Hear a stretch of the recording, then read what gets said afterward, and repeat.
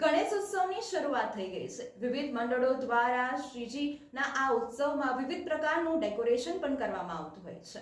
મંડળો દ્વારા વિવિધ પ્રકારના શ્રીજીની પ્રતિમાઓમાં વિવિધ ભગવાનના સ્વરૂપો પણ આપવામાં આવતા હોય છે।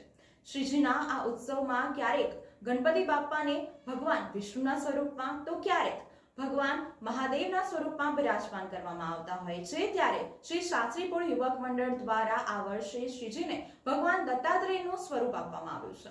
ભગવાન દત્તાત્રેય જ્યાં જ્યાં સ્થળ પર પરિક્રમા કરી હતી, જે સ્થળ પર ગયા હતા, તે સ્થળની ઝાંખી તૈયાર કરવામાં આવી છે, જેથી બાળકો એ ઇતિહાસ જાણી શકે તે હેતુ સાથે આ ડેકોરેશન તૈયાર કરવામાં આવ્યું છે। ગણેશ ચતુર્થીના પહેલા દિવસે જ મોટી સંખ્યામાં ભક્તો આ ડેકોરેશન જોવા માટે ઉમટી પડ્યા હતા। મહારાષ્ટ્ર બાદ ગુજરાતમાં ગણેશ ઉત્સવ ખૂબ જ ધૂમધામથી ઉજવવામાં આવે છે। વડોદરાના અનેક મંડળો દ્વારા વિભિન્ન ડેકોરેશનો કરવામાં આવતા હોય છે। ત્યારે સિટીના મધ્યમાં આવેલ શાસ્ત્રીપુર યુવક મંડળ દ્વારા ભગવાન દત્તાત્રેયને સ્વરૂપમાં શ્રીજીની સ્થાપના કરવામાં આવી છે। ભગવાન દત્તાત્રેય જે સ્થળો પર ગયા હતા તે સ્થળોની ઝાંખીના સ્વરૂપમાં ડેકોરેશન તૈયાર કરવામાં આવ્યું છે। બાળકોને તેનાથી ઘણું જ શીખવા મળશે તેવા હેતુ સાથે ડેકોરેશન કરવામાં આવ્યું છે। શાસ્ત્રીપુર યુવક મંડળના યુવાનો દ્વારા આ ડેકોરેશન કરવામાં આવ્યું છે।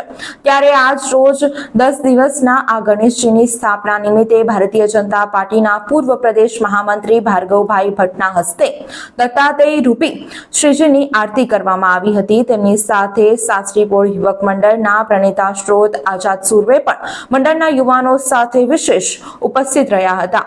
ત્યારબાદ શાસ્ત્રી ભુવન યુવક મંડળના પ્રણેતા સ્ત્રોત એવા આઝાદભાઈ સુર્વેના આગ્રહથી ભારતીય જનતા પાર્ટીના પૂર્વ પ્રદેશ મહામંત્રી ભાર્ગવભાઈ ભટ્ટે તેમના નિવાસસ્થાને સ્થાપિત કરેલા શ્રીજીની આરતી કરી હતી।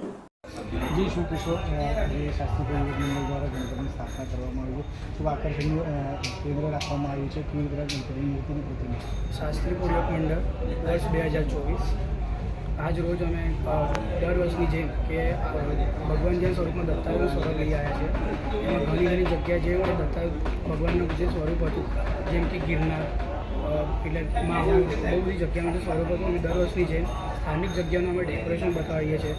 અમારું ગણપતિનું એટલે બાપાનું જે એ છે એ ઇકો ફ્રેન્ડલી હોય છે, માટીની મૂર્તિ અમે બનાવીએ છીએ દર વખતની જેમ, અને સ્થાનિક જગ્યાનું જ અમે ડેકોરેશન કરીએ છીએ। કેટલા દિવસ ગણપતિની સ્થાપના કરવામાં આવે, શું કાર્યક્રમો આવે? અમને ગણપતિની સ્થાપના 10 દિવસની હોય છે આપણે, અને અમને ડેકોરેશનમાં અમને 1 મહિનાથી વધારે લાગી ગયું છે। હવે આગળ આપણે વાત કરીએ તો વિસર્જનના વખતે કેવી રીતની તૈયારી કરી? વિસર્જનમાં અમે એટલે સાદા રીતથી આપણે બધા મંડળના બધા સભ્યો મળીને અહીંયા જ અમારા બાજુમાં ટાંકી બનાવેલી છે, ત્યાં જ અમે અમારું ગણપતિ બાપાનું વિસર્જન કરીશું સાદી રીતે। વડોદરાવાસીઓને શું કહેશું? એક જ કે આપણે એટલે વડોદરાવાસીઓને અમને એક જ છે, વડોદરાવાસીઓને એક જ છે કે તમે વિસર્જન જે પણ આગમન છે તમે કરો, સારી રીતે કરજો, કંઈ પણ એક જાતના વ્યસન કરીને ના જતા। આપણા જે ગણપતિ છે તેમના માટે વડોદરાવાસીઓને શું અનુરોધ કરશું? વડોદરાવાસીઓને અમે એક જ અપીલ કરીશું કે તમે અમારા ડેકોરેશન જોવા આવો, અને દર વર્ષની જેમ સ્થાનિક જગ્યાનું અમે ડેકોરેશન બતાડીએ છીએ, જેમ કે અમારા પાસથી અમે છત્રપતિ શિવાજી મહારાજનું બતાડ્યું, સાંઈબાબાનું બતાડ્યું, દગડુ શેઠ બતાડેલું, બધું જ વહી અમે બતાવીએ છીએ। ધ્રુવ આઝાદ છે।